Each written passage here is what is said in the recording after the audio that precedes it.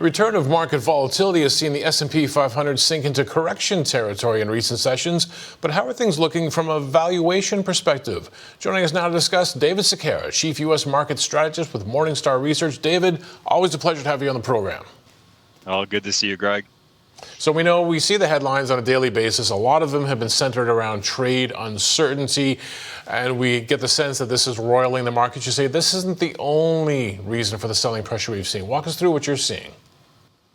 Well, as you mentioned, there has been a lot of headlines in the media, and they're all claiming that U.S. stocks, are selling off because of the ongoing, tariff negotiations. And in our view, yes, that may certainly be a factor, but we really don't see that as being the main factor of the sell-off in stocks, in the U.S. In fact, Morningstar's John Reckenthaler published an article last week, and it's titled "Tariffs Aren't the True Cause of the Market Sell-Off." And I'd recommend viewers, to go and take a read of that article. But when I look at our valuations, I would just note that by mid-July, stocks that are correlated to AI were at best fully valued and at worst getting to be pretty overvalued. And those AI stocks, they all peaked, the week, some of them even the Friday before the weekend that the DeepSeek news came out. And again, there's a lot that's unknown about the true cost and capabilities of DeepSeek. But I think that was really the catalyst that caused investors to begin a recalibration of their expectations and their valuations for AI. And essentially, all of these AI stocks have been on a downward trend ever since. The ones that I follow have fallen anywhere from like 15 to 20%. A lot of them have fallen, even more than that. So they're getting into, bear market territory there.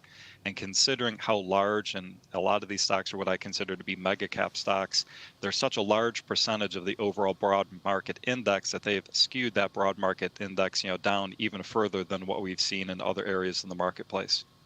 All right, so that's some of the Magnificent Seven and some of the high-flying tech AI plays that you and I have talked about a lot over the last little while. What about the broader market? I mean, what were we thinking about valuations? What was it, about a month ago? A month ago, I think the S&P 500 hit a new all-time high. It's a very different story now. What does this mean for valuations? Are they looking more reasonable?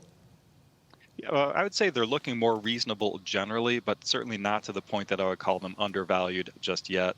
As you mentioned earlier in the show, last Thursday, stocks did hit the official correction territory. They were down 10% from the recent high. But, year to date, the Morningstar U.S. Market Index, which is our broadest measure of the U.S. stock market, is only down 3.5%. Now, at the beginning of the year, U.S. stocks were trading as a composite, a 4 to 5% premium above our fair values.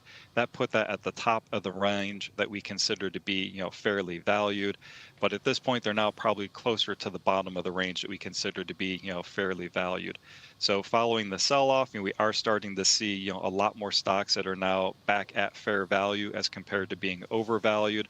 But there are also now some select and interesting opportunities where they've fallen too much and they've actually gone from being, overvalued all the way into undervalued territory. All right, there's a lot of ways we can slice this. We're going to do just that. Let's take a look at value versus growth. What is that looking like in this environment? In our 2025 outlook, we noted at the beginning of the year that value stocks as a category were one of the more undervalued parts of the marketplace, and growth was overvalued. In fact, at that point in time, growth was trading at such a large premium over a composite of our fair values. We hadn't seen it trade at that much of a premium really since the peak of the disruptive technology bubble in early 2021. Now, year-to-date, value stocks have certainly outperformed, the market by a pretty wide margin. The Morningstar U.S. Value Index is actually up 3.62% through last night, whereas the Morningstar Growth Index is now down about 6.4%. So even though the spread has compressed in the valuations between those two, we still see better value for investors in value stocks today, especially those value stocks that pay relatively high dividends. Okay, so value versus growth. What about small caps versus large caps? Little bit of a different story. So coming into the year, we noted that small caps were one of the more undervalued areas in the marketplace, trading at a pretty significant discount from fair value. Unfortunately, I think at this point, it might still be a couple of quarters before small cap stocks, start to work. Historically, small caps seem to perform best when the Fed's easing monetary policy, when the economy, has already slowed and looks like it's bottoming out and starts getting to the point where the market's pricing in economic expansion. And at this point, it's not really looking like both of those are at play right now. So we are looking, for the Fed to hold this month and then to start resuming easing monetary policy with a cut in May. Our U.S. economics team is looking for a total of 3 rate cuts this year. But when we look at the economy, we expect that the rate of growth in the U.S. will continue to keep slowing. In fact, we're looking for 3 more sequential quarters of slowing growth. So we're not looking for the economy to bottom out until the third quarter. So we're not looking for a recession, but we are looking for that slowing growth each quarter and then only beginning a sluggish recovery thereafter. So it might be later this year that investors start turning their attention, to small caps. I would just note that when small caps start to work, historically they seem to work pretty quickly. So one area of the market I do think investors, should be looking at for their portfolios today.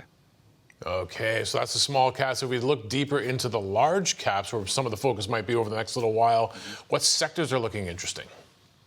A couple of sectors that look particularly interesting to us today. First is going to be the communications sector. Of course, we've seen a sell-off in stocks like, Alphabet and Meta. Those are by market cap, the 2 largest. I think they're over half of the market cap of the communications sector. We see value, in both of those names. But even away from those, we see a lot of value in the more traditional communications names like Verizon, as well. So that'd be one area that I see a lot of value stocks trading at attractive valuations and still providing pretty high dividend yields. The real estate sector, again, probably with the most hated asset class on Wall Street for 2 years running at this point. Personally, I'd still steer clear of urban office space. I'm still concerned that there's more downside risk there than upside potential. But we see a lot of value in real estate, especially that real estate that has defensive characteristics. So real estate where the tenants might be medical offices, research and development facilities, laboratories, hospitals, those kind of nature we think are attractive today. And then lastly, the energy sector. Now, this is an interesting one. Energy has been certainly underperforming year to date, and I understand why. When you look at oil prices, they've been on, a bit of a downward, forecast.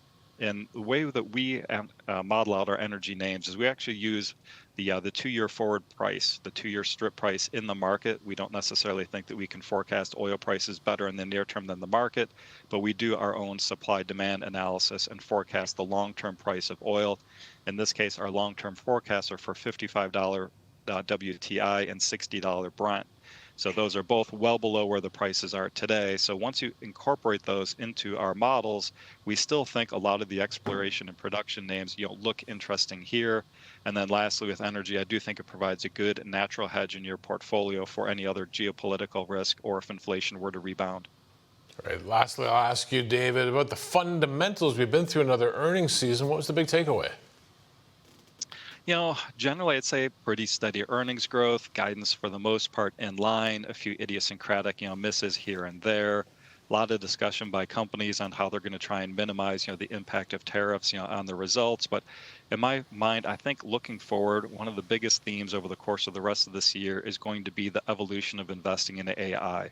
Essentially getting away from investing in those companies that have been, the picks and the shovels, the hardware, the networking providers. Those have been, the names that have performed the best over the past 2 years. But really looking forward, which names or which companies are going to be able to utilize AI. Specifically, what companies can incorporate AI into their products and services, who can come up with new and novel use cases, and how they're going to use that to drive revenue growth. And then lastly, which of those companies can incorporate AI into their own business processes, enhance productivity and efficiency, and use that to be able to drive margins. So we're still at the very early stages of identifying, those companies. I think some of the early ones that we see out there would be names like Meta, Alphabet, Microsoft. Some of the companies we've identified as being able to utilize it within their own products and services are going to be companies like ServiceNow, Salesforce, and Adobe. And I think you also need to look, within other sectors, who has that ability to leverage their own digital assets in order to be able to build their business going forward.